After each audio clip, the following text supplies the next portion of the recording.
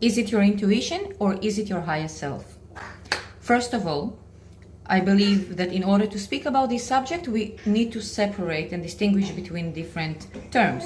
So in this category, we have intuition, we have instinct, that we can't talk about intuition without talking about instinct, and we also have the connection to our higher self. Let me just say, I apologize in advance. My baby is here, so if you hear a bit of noise, he's playing with wooden spoons. Let's start with instinct, because we have to separate instinct from intuition.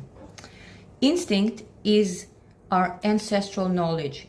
It's how humanity evolved by learning from past mistakes and implementing the conclusions and passing them on to the next generations. Instinct lives in our DNA, in our physical body.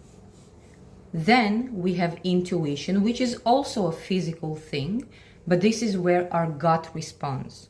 We still don't fully understand it in a more practical way, whether it has to do with the neurology as well as all our microbiome and the gut-brain connection. But regardless of that, intuition is a sign from our gut, from our body, from our chakras, and it does translate divine information through our body.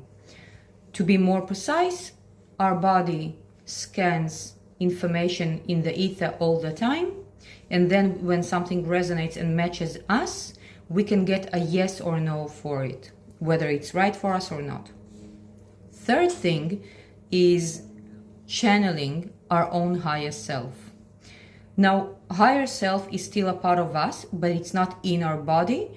It's the bigger expression. It's our energetic body, and it's higher consciousness. Yeah, it's like another aspect of our energetic body, not our physical body. And how we can distinguish the two, intuition and communication with our higher self.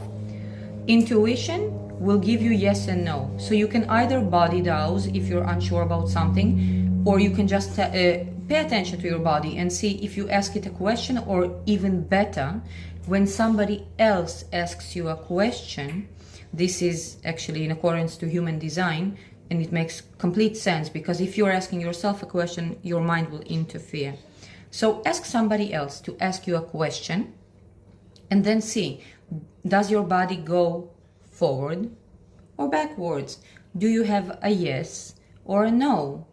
I can elaborate a bit on that in a different video, because you still need to understand what is your yes, what is your no. And for other people, it can be a full body yes. For somebody else, it might be a feeling of excitement. And then when it's a no, it would be a feeling of anxiousness and a red flag. But you will get that from the body. It's more like, yes, it is for you. No, it's not for you. When you're talking to your higher self, it's a proper conversation. You can ask a question, and before you finish the question, you will get an answer. It can be one word, it can be a paragraph, it can be a whole book if you wish. It can be a download of a whole concept or image. It can be a really big thing. But that's proper communication. So you will either get it in a form of an answer before you finish the sentence, or if you are not used to speaking to your higher self, another way to practice it is to ask those questions before you go to sleep, and you will usually get answers in your dreams, or as soon as you wake up, in that in-between state when you're half asleep, half awake, you will get that information. And then you just need to practice writing it down before you change into your awake state. Brain waves change, and then you just forget. So that's your third one. I hope it's helpful. Thank you.